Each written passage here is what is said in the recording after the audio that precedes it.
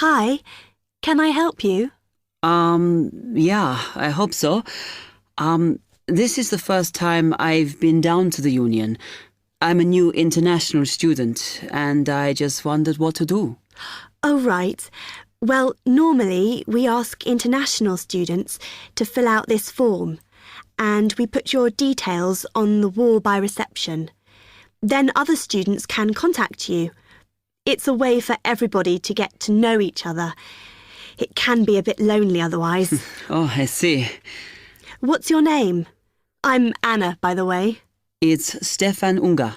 OK, well, just write that there, next to name, and then fill in the rest. Right.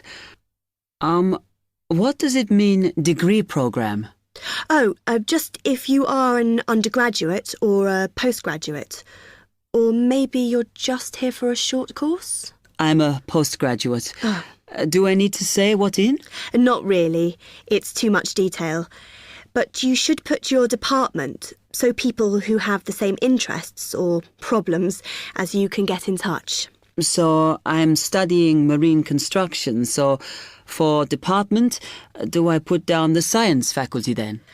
Just your actual department. That must be engineering, no? Oh, I see, yes. Then if you list what you like doing in your free time, not that we ever get any when we're studying, and maybe you can meet up with someone socially, or to join a club or something. Well, I like lots of things. Shall I just list them?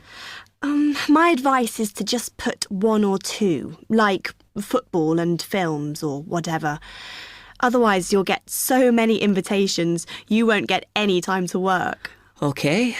I think I'll just list computer games, as that's my big interest. Oh. I haven't played football for ages. I may start to play once I get settled. Now, let's see.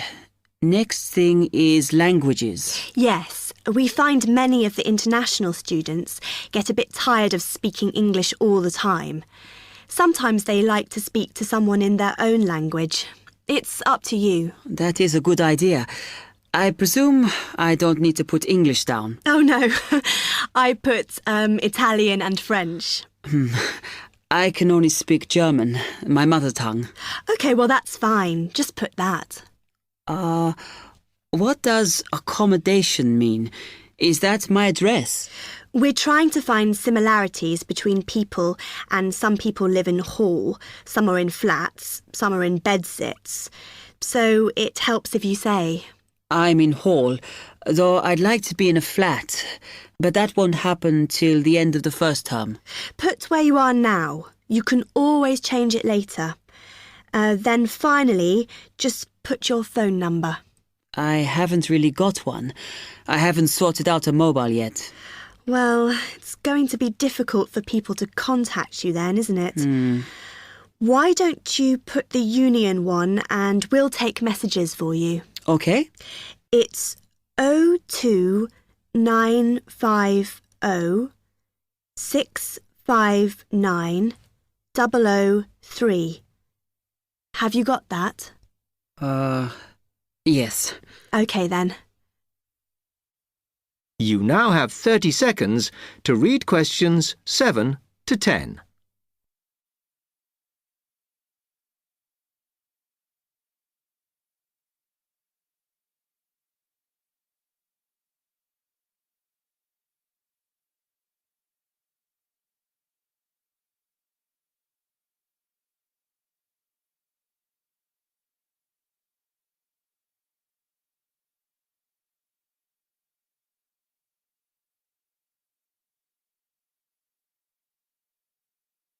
Oh, I had a couple more questions about the services you've got here. It says there's a photocopier here. Yes, you need to get a card from the shop, and then it's available to all students in the mornings. The union uses it after 1 p.m. OK. I see also the union organises loads of events. Are they always held here in the union building? It looks big enough. If you're interested in something, you should check the poster or our website. In fact, we normally use the Round Theatre. opposite the conference centre for most events, because the sound system is better. Right, I'll do that. Also, I wanted to hire a van. Can I do that through you? No. You need to present a case, really. Ah. They're not just available for hire to anyone. The president said we have to limit who is allowed to hire them. The person you need to see is the transport secretary. She's on the second floor. Okay, thanks. The other thing is, are all the discounts we get with our union card listed on the back of the card? I thought there might be more. No, that's it, I'm afraid. Mainly books, clothes and music. Though we are currently negotiating to get one on newspapers, so that should be valid from next term. Okay, thanks a lot for your help.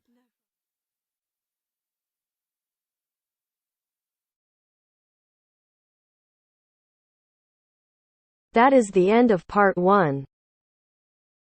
You now have half a minute to check your answers.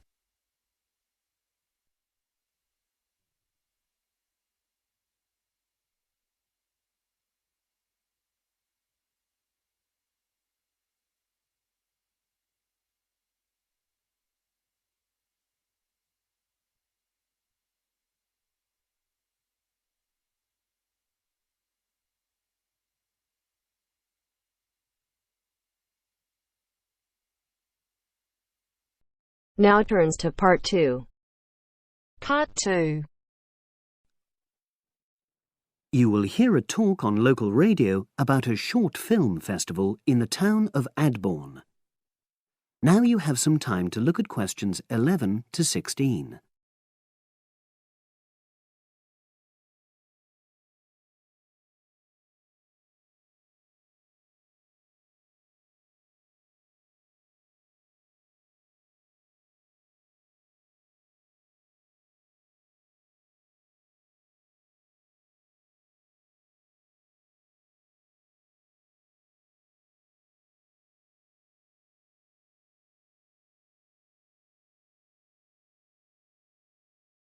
Now listen and answer questions 11 to 16.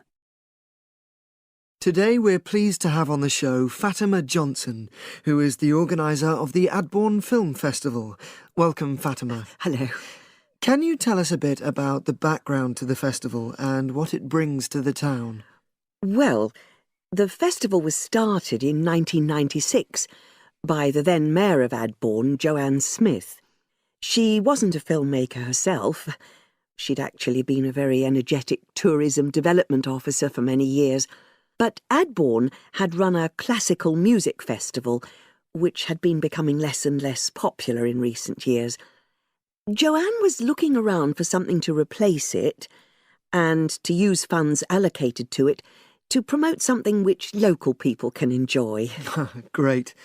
So tell us about the festival nowadays. Well, it's held in the last 2 weeks of August every year, and short films from all over the world are shown in 3 places, in the theatre and our 2 cinemas. Several films are shown in 1 performance, and the whole thing lasts about 90 minutes. Tickets are very reasonably priced. Under 12s used to get in for 50p, but now we charge just £1, which is still very good value. £1.50 for students and £2.50 for everyone else. Performances are advertised all round town and also on our website, www.adbornfest.com. If you're interested in attending any performance, you can buy tickets online, of course. And you can also get them in the library, which is right next to the main shopping area. I'm afraid this year tickets are no longer available from either of the 2 cinemas because of restricted opening times. I understand you also run a film competition? Yes, for under 18s. We have a different theme every year. Last year, for example, the theme was Future Planet, and the winner was a 10-minute documentary encouraging youngsters to be more aware of environmental issues, focusing on getting school kids to cycle to school instead of going by car. This year, the theme is Sporting Nation, so There'll also be lots of ideas to choose from. Now, we're always on the lookout for new local talent, so if you live in the Adbourne area and are under 18, you should have a go. We have an excellent prize every year donated by local businesses, shops, hotels, etc. This year, you can win a high-spec movie camera worth over £800. Application forms are on the website, and the deadline for sending in your film to enter the competition is the last day of July. It's May now, so you'll have the whole of June to be working on it. Now you have some time to look at questions 17 to 20.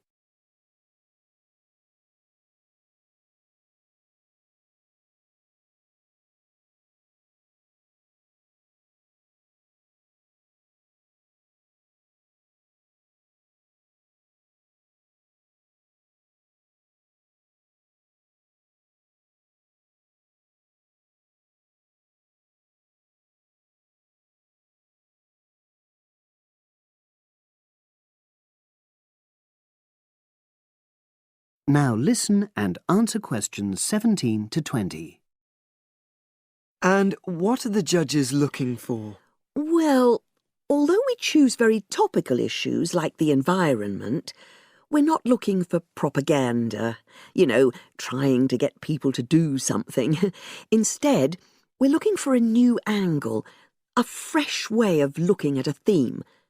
And of course, because it's a short film festival, it's not really about a fully worked story with well-rounded characters.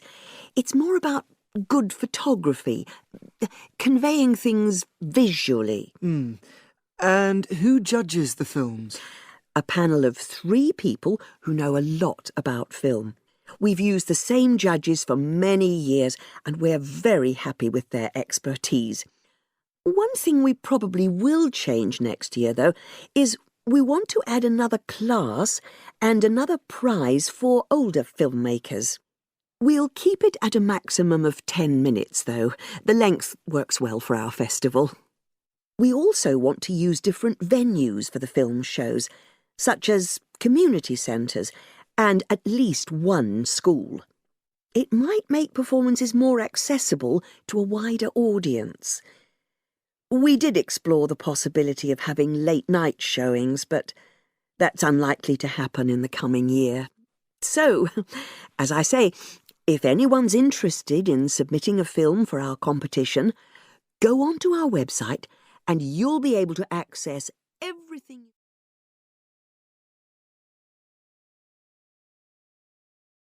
That is the end of part 2. You now have half a minute to check your answers.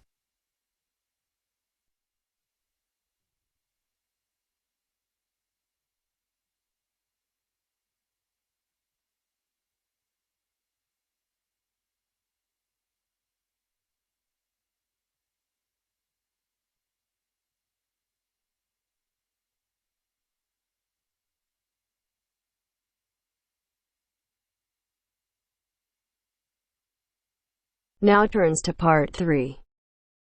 Part 3. Maria is a student at university. She has handed the first draft of an essay to her tutor. The tutor has read it, and now they are discussing ways the essay can be improved. First, you have some time to look at questions 21 to 25.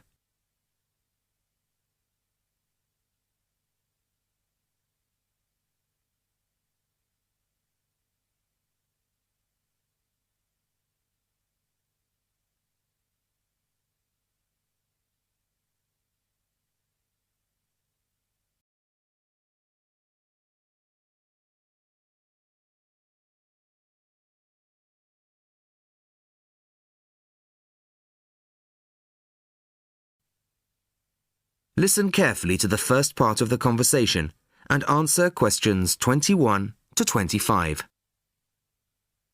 Well, Maria, I have to say I was quite impressed by your essay.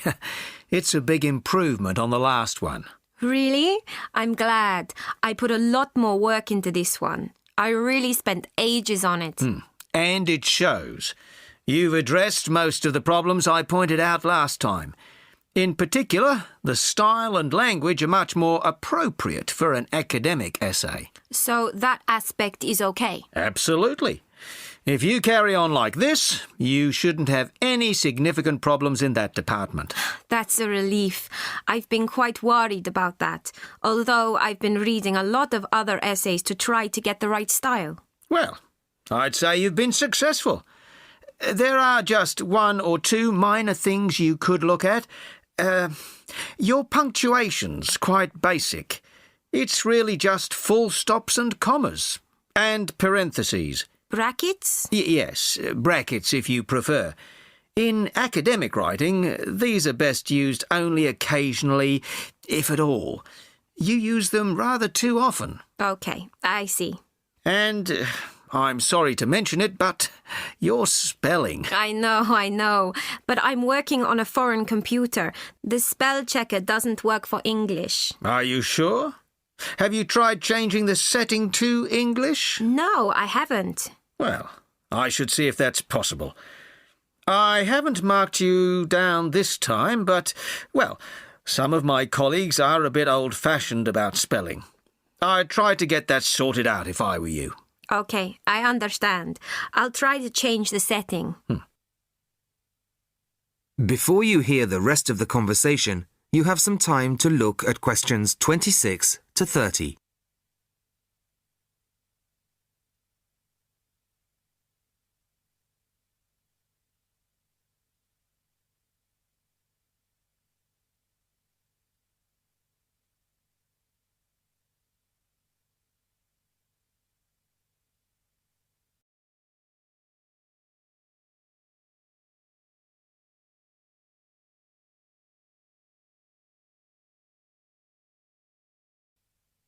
Now listen and answer questions 26 to 30. The only major problem I have with the content of your essay is the introduction. The introduction should, well, introduce the theme of the essay. You've put some of the most important points there. For example, this bit. The statistics about the growth of railways in the 1850s. That really should go in the main body of the essay. And so should this paragraph about changes in patterns of employment. In general, I'd say your introductory section should be no more than half as long as it is at the moment. Okay. And I should move those points forward? Precisely. And going back to the railways, they're one of the most significant factors for change in this period. But apart from those statistics in the introduction, you only briefly mention them. I'd like to see a lot more on that, and the influence the expansion of the railways had on patterns of social and economic behaviour. You mean how with the railways people could travel to find work and could meet people from other areas? Exactly. Then in the midsection, well, it's not a big thing, but this quotation from the Times. You think it's too long? Well, you said it. I couldn't think of a way to shorten it. Do you think it's really necessary? You mean I could just get rid of it? Yes. You've already made the point and backed it up with other evidence. The quotation's redundant, really. Okay. Well, that'll be easy. There were various other minor points, which I've noted in the margins. You can look at those later. But moving forward to the end here, I wasn't quite sure what this meant. The final paragraph? Yes. Are you saying that, on the whole, the changes of the mid-19th century tended to improve the lives of ordinary people or not? It's not very clear. It's not? No, it isn't. I'd add a few lines clarifying your position. Okay. When do you want the final draft? No, the end of term will be fine. But there was just one other thing, the bibliography. Did you really read all these books? No. Just the books you actually consulted will be fine. You don't need to include everything ever published on the subject. Right. Okay. Thanks. Bye. Goodbye.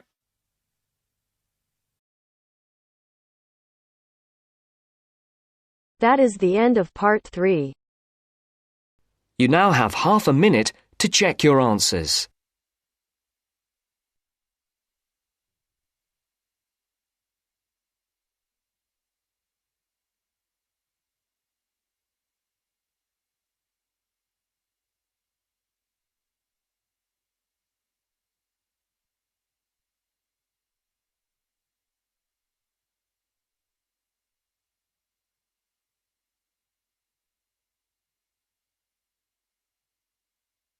Now turns to part 4. Part 4.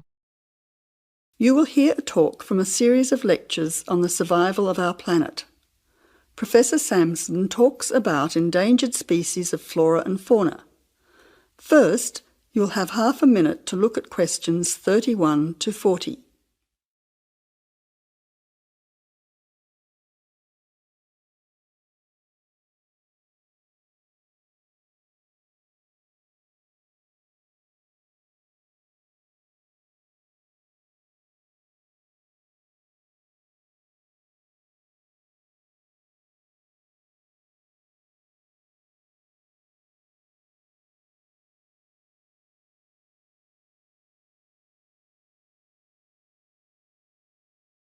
Now listen carefully to the talk and answer questions 31 to 40. Good afternoon, ladies and gentlemen. Today's topic in this series of lectures on our planet is about ensuring the survival of our very important plant and animal species. In this lecture, I want to discuss one way that we can do this. No one will ever see a huge dinosaur thundering through the forest. No one will ever see a paradise parrot flash its rainbow colours across the sky. The fact is that many animals and plants have been wiped out. Sadly, they are extinct. It is too late for them. Extinction is forever. We can't do anything about the species that have already disappeared. But today, there are many animals and plants that could still become extinct in the future if we do not act now. They are endangered. The African elephant and rhinoceros have become endangered because of the value of their tusks. Australian parrots and reptiles are smuggled onto planes because certain people in other countries are prepared to pay thousands of dollars for them. And there are many other species around the world that are endangered because they no longer have a place in which to live and reproduce safely. The main cause of extinction is the destruction of habitats. A habitat contains all that a living thing needs to survive: space, light, water, food, shelter, and opportunities for reproduction. The population of the world is growing rapidly, and this is placing great demands on land and resources for housing and for growing food. When vegetation is cleared and swamps are drained for agriculture, mining and suburbs, or when rivers are dammed to store water, plants are destroyed and animal life is threatened. In other words, humans are changing and destroying the habitats of animals and plants, which is in turn reducing their chances of survival.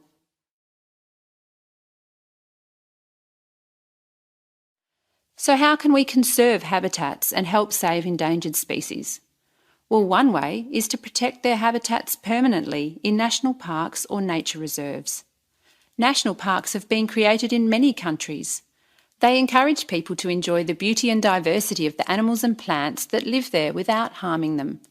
By supporting and visiting these parks, people can become more aware of the species that live there and how the parks work to protect them.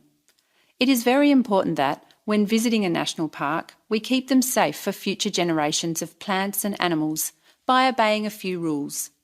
Firstly, follow the fire regulations. Don't throw cigarettes or build fires, except at certain times of the year in especially allocated areas and facilities. Secondly, remember to leave pets at home. Pets, such as cats or dogs, can hunt birds or other small animals. Some pets might even escape and become a serious threat. Thirdly, place all rubbish in a bin or take it home. Plastic bags or leftover food are dangerous to the animals and harm the environment. Don't pick the flowers or damage the plants. Flowers create the next generation of the plant. Also, for the same reason, birds' eggs must be left in their nests. The loss of species in the past is sad. However, there is hope for the future. Despite the demands of our increasing population, we can work to protect the plant and animal species we still have. So I would like to conclude by saying that I believe that, with strong public awareness and support of these national parks and reserves, the future of endangered species can be ensured.